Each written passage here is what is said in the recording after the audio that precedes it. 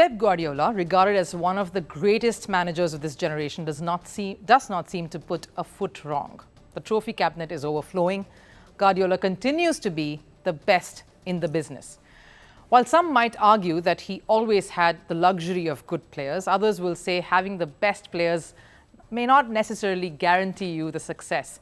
Ask England's supposed golden generation, the 2006 World Cup team, a bunch of excellent talents who appeared to just stuff it on the world stage, going without a World Cup title. So yes, Guardiola's legacy cannot be disregarded. At Manchester City alone, Guardiola has won 16 trophies. That includes 5 Premier League titles, a Champions League, and 1 each of Club World Cup and Super Cup.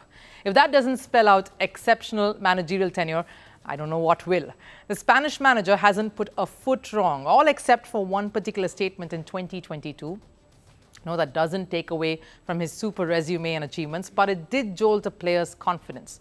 The player in question is Kalvin Phillips. Back in 2022, when Phillips came back to Manchester City after being with England's World Cup squad, Guardiola made a public statement about Phillips being overweight. More than a year has passed to Guardiola's statement. Kalvin Phillips has now even made a loan move to West Ham. But why are we talking about this now? Because some days back, the English midfielder decided to speak about this remark. He opened up about how he was affected by it. Phillips said that Pep Guardiola's statement was a big knock on his confidence. He was right to do so. But there are different ways to go about it. It was just a misunderstanding. And I think he was very frustrated with me coming back 1.5 kgs over my weight target. Phillips, of course, went on to also say that the comment and the backlash that followed also affected his family. It made them unhappy because clearly Phillips himself was sad by this. And it certainly made a difference to his career too. Phillips was bought by Manchester City for 42 million euros from Leeds United that very same year, 2022. After a good stint at Leeds and, of course, with the national side as well, where he was a regular starter. But as soon as he made the move to Manchester City, his downfall really started. Kalvin Phillips made just 2 starts in a miserable 18-month spell with City.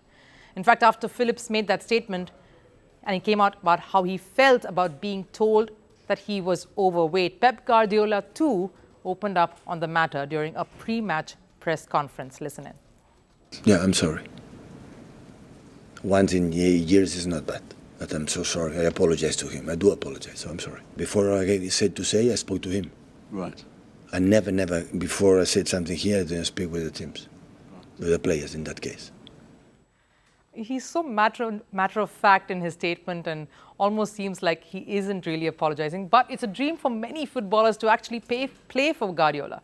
But not everyone has been a fan of the Manchester City boss's methods. Guardiola also strives to be the #1 in the competition that he and his team features in. But this also means he expects a lot from his players.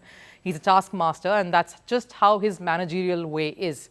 Kalvin Phillips was 1.5 kgs, a little or close to 3 pounds overweight, and that made Guardiola issue a statement because he wants his players to be a certain way, to stick to their plans, to be disciplined, because he too is that way.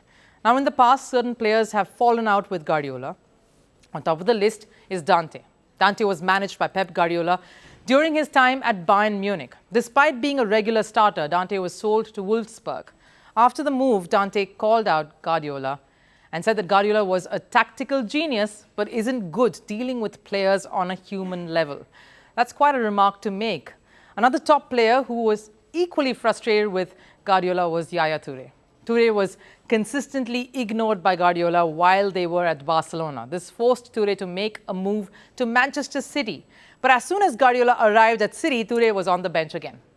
Toure then made a move to his former club, Olympiacos. Toure and Guardiola's tussle was quite open and evident. Clearly, there was no love lost there.